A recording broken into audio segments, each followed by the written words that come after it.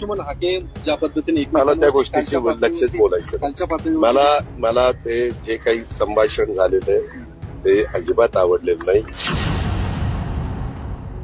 आणि लक्ष्मण हाके ज्या पद्धतीने मला त्या गोष्टीशी लक्षच बोलायचं मला ते जे काही संभाषण झालेलं आहे ते अजिबात आवडलेलं नाही. इतकी आपल्याला महाराष्ट्राचा जो यशवंतराव चव्हाण साहेबांना पण मी आता नतमस्तक म्हणजे त्यांच्या पुढे नतमस्तक झालो, त्यांना पुष्पहार पुतळ्याला अर्पण केला.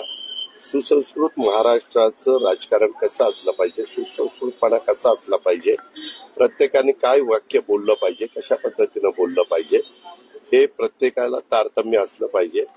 काही विकृती असती त्या विकृतीला फार महत्व देण्याचं कारण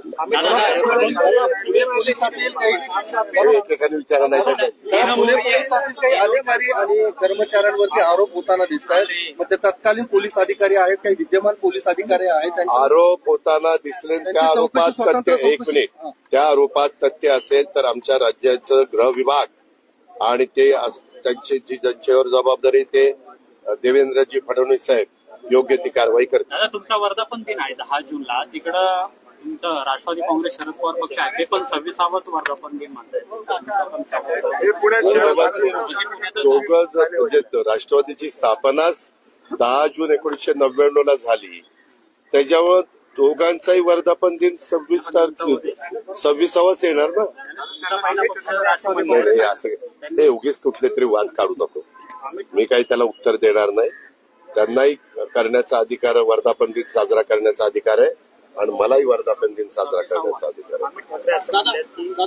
मनसे आणि शिवसेना एकत्र येणं गरजेचं आहे महाराष्ट्रात. त्यांचा का राज ठाकरे साहेब मनसेचे प्रमुख आहेत ना, उद्धव ठाकरे साहेब उभाटाचे प्रमुख आहेत ना, इंजन आणि मशाल त्या दोघांच्या प्रमुखांनी काय निर्णय घ्यायचा त्यांचा अधिकार आहे. तुम्ही चर्चा करून काय उपयोग आहे? दोन्ही त्या संदर्भात ती दोघं निर्णय घेतील ना, तुला काय? अरे बाबा, त्याच्या संदर्भात निर्णय त्या पक्षाचे नेते घेतील ना. मी तुम्हाला खरंच सांगतो पत्रकार मित्रांनो, अलीकडे तुम्हाला टीआरपी वाढवणारे विषय त्या ठिकाणी मिळत नाही, म्हणून तुम्ही आम्हाला मग थांबवता आणि आणखी पुढे घेता आणि काहीतरी प्रश्न